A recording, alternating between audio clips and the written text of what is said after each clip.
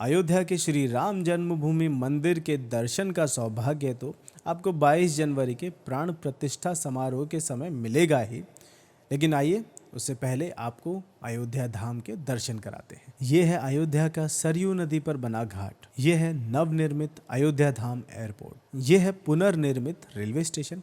यहाँ आप देख सकते हैं लता मंगेशकर चौक। और ये हैं अयोध्या की सड़कें जो श्री राम के आगमन के लिए सज रही हैं। योगी सरकार ने अयोध्या के साथ साथ 84 कोसी यात्रा मार्ग में भी मांस और शराब पर प्रतिबंध लगा दिया है और वामी कामी राक्षस प्राण प्रतिष्ठा में नहीं आ रहे। और कितने अच्छे दिन चाहिए। मन के हारे हार है, मन के जीते जीत, घंटी क्या तब बजाएगा जब उम्र जाएगी बीत। जय श्री राम दोस्तों।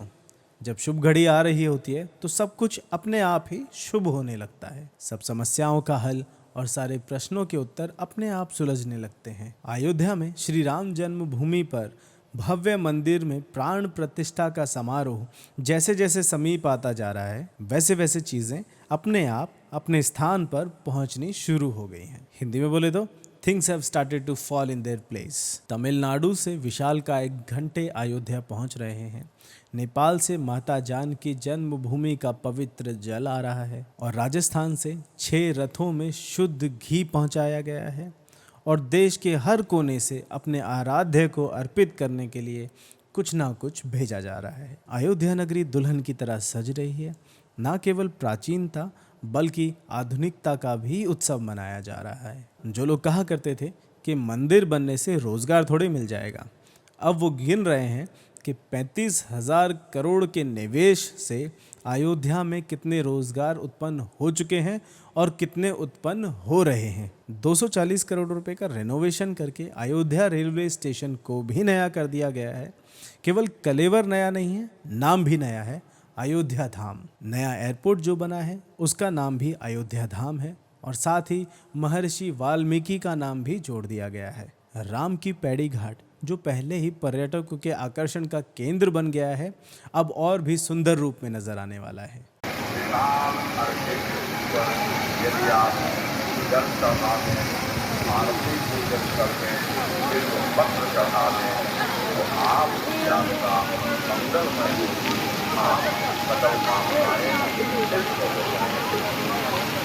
इस तरह से अयोध्या धाम में 4 ईश्वरों। अब कुछ लोग कहेंगे कि इतना पैसा लगाने से जनता का क्या भला होगा।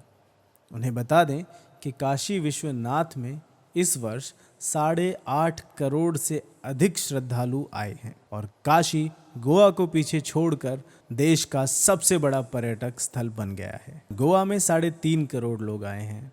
सोचिए ये 8.5 करोड़ लोग कितनी आर्थिक गतिविधियां, कितना पैसा और कितनी नौकरियां लाए होंगे। और ये तो एक वर्ष है, ऐसा अब हर वर्ष होगा। ये जो स्कूल, हॉस्पिटल, स्टेडियम तुम लोग बनवा रहे थे ये तो अब 1 साल की आय से बन जाएगा। ऊपर से स्वच्छता और शुचिता का ध्यान रखते हुए योगी सरकार ने ये आदेश जारी किया है कि समस्त अयोध्या धाम में और 84 कोसी यात्रा मार्ग में मांस, मदिरा का सेवन और बिक्री नहीं की जा सकेगी। यानी कुल मिलाकर लगभग 150 किलोमीटर तक हमें ये तामसिक प्रवृत्ति नहीं दिखाई देगी। कुछ लिबरल हिंदुओं को ये कदम बहुत कड़ा लग रहा है। उन्हें लग रहा है कि मंदिर और मंदिर परिसर के आसपास तो फिर भी ठीक है, लेकिन पूरे धाम में प्रतिबंध लगाने की कोई आवश्यकता नहीं है। ये गमले में उगे हुए लोग शायद कभी उज्जैन महाकाल के दर्शन के लिए नहीं गए। शायद पिछले दशक में इन्होंने हरिद्वार का भ्रमण नहीं किया। विधर्मियों ने एक षड्यंत्र के तहत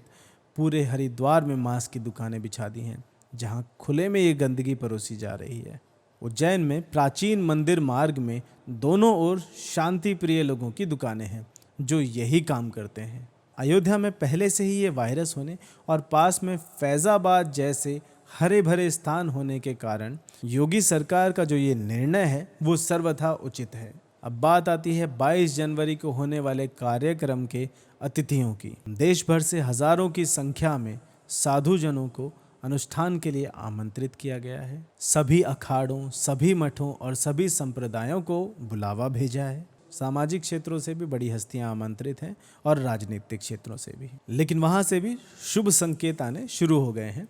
कम्युनिस्ट पार्टी की वृंदा करात और सीताराम येचुरी ने कहा है कि वो इस कार्यक्रम में नहीं आएंगे। इसका कारण उन्होंने बताया, अरे कोई भी कारण बताया हो, नहीं आ रहे ना, चलो पिंड छूटा। कांग्रेस के काले अंग्रेज शशि थरूर ने कहा कि वो चुनाव से पहले तो दर्शन के लिए आएंगे नहीं। वहीं जूनियर गांधी जी के राजनीतिक सलाहकार सैम पित्रोदा ने कहा है कि उन्हें चिंता हो रही है कि पूरा का पूरा देश मंदिर निर्माण की प्रक्रिया में जैसे जुटा हुआ है। हाँ, असुरों को तो चिंता होनी भी चाहिए।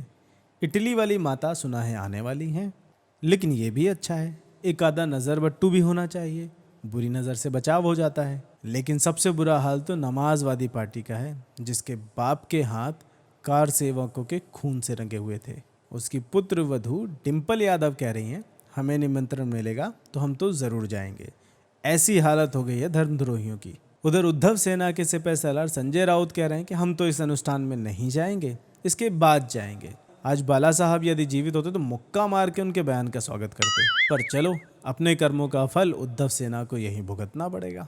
और सबसे बड़ा सवाल कि पप्पू जी आ रहे हैं या नहीं, और यही सवाल कांग्रेस नेता जयराम रमेश से प्रेस वार्ता में पूछा भी गया था। देखिए कैसे बिदक गए।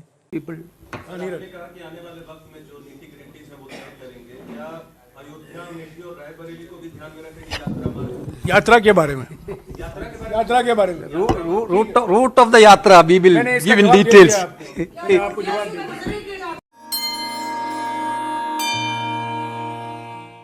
चित्रकूट में आज हम सुनेंगे अरण्यकांड, दोहा संख्या 32, छंद संख्या 1, भाग 2। पाथोत गात सरोज मुख राजीव आयत लोचनम, नित नौमि राम कृपाल बाहु विशाल भव भय मोचनम। श्री राम, आप पृथ्वी को सुशोभित करने वाले, कमल के समान मुख वाले और कमल के ही समान विशाल नेत्रों वाले हैं।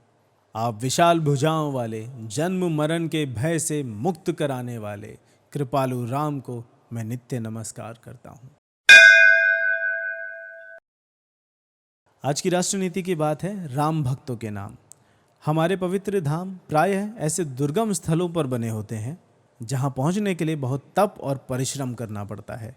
अयोध्या धाम पहुंचने में 500 साल लगे, पर मार्ग को अब समतल कर दिया गया है, वरना हमारे श्रद्धालु तो ऐसे हैं कि दुर्गम पहाड़ भी चढ़ जाएं। जैसे ये माता जी जो शिवाजी महाराज का बनाया हुआ किला और मंदिर देखने के लिए पहाड़ चढ़ रही हैं। वीडियो शूट ले चल। सवाल ही नहीं उठता। क्लैप करो सब लोग।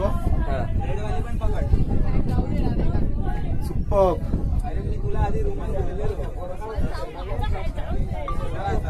सर एक्सक्यूज मी, सरकार आ रहा है वो कार्यकर्ते थोड़ा सा प्लीज।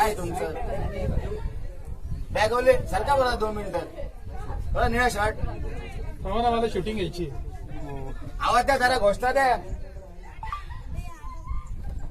लवली पीछे हो जाना कमोन आजी कमोन। छत्रपती शिवाजी महाराज की हर हर महादेव। हळूहळू या, काही घाई नाही, येऊ द्या हळूहळू या।